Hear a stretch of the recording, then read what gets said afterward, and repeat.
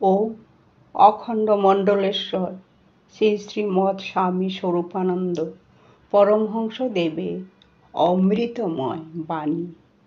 সকল পথের লক্ষ্য এক। অদ্য বৈকালে শ্রীযুক্ত সু এবং শ্রীযুক্ত স শ্রী শ্রী বাবামণির সহিত সাক্ষাৎ করিয়া নানা বিষয়ে উপদেশ প্রার্থনা করিলেন।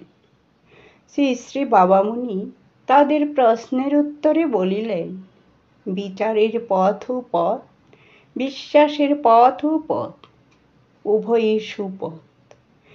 যে পথ ধরেই চলো, শেষ পর্যন্ত পৌঁছুলে দেখতে পাবে উভয় পথ একই জায়গায় গিয়ে মিশেছে, উভয়ে একই পরিণতি।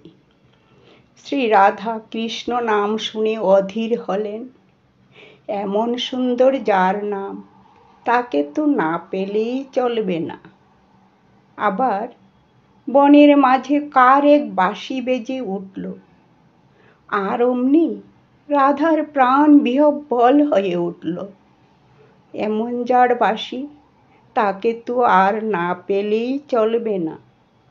আবার যমুনায় জল আনতে গিয়ে কদম্বের মূলে অপরূপ কান্তি এক কিশোরকে দেখে তার চিত্ত আকুল হয়ে উঠল।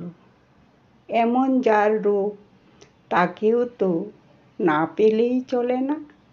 যার নাম কৃষ্ণ, তাকেও চাই। যে বাজায় বাঁশি, তাকেও চাই। কদমে তলায় অপূর্ব রূপরাশি ছড়িয়ে যে থাকে দাঁড়িয়ে, তাকেও চাই। তিনজনের জন্যই হৃদয় সমান বেকুল, এ যে এক মহা বিপদ রে। শ্রী রাধা সংশয়ের জ্বালায় অস্থির হয়ে উঠলেন। কিন্তু যেদিন পাগল হয়ে ঘর ছেড়ে ছুটে বেরিয়ে এলেন, সেদিন কিন্তু তার আর জানতে বাকি রইল না যে যার নাম কৃষ্ণ, বাঁশিও সেই বাজায়। যমুনার কূলে নিপুহুর মূলে সেই থাকে ত্রিভঙ্গ বঙ্কিম ঠামে, ত্রিভুবন আলো করে দাঁড়িয়ে। তখন শ্রীরাধা বুঝলেন তিনজনই একজন। ঠিক তেমনি পথের শেষ প্রান্তে পৌঁছলে দেখতে পাবে জ্ঞান, কর্ম আর প্রেম, এই তিনটাই এক, একটাই তিনি।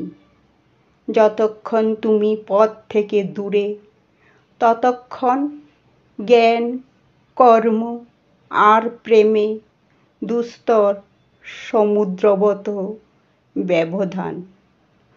পথ চলা যখন শুরু হলো, তখন এই তিনটি যেন সমান্তরাল তিনটি আলাদা পথ। যখন পথ শেষ হয়ে এসেছে, তখন এই তিন মিলে এক, একই তখন তিনি। ওম শান্তি, ওম শান্তি।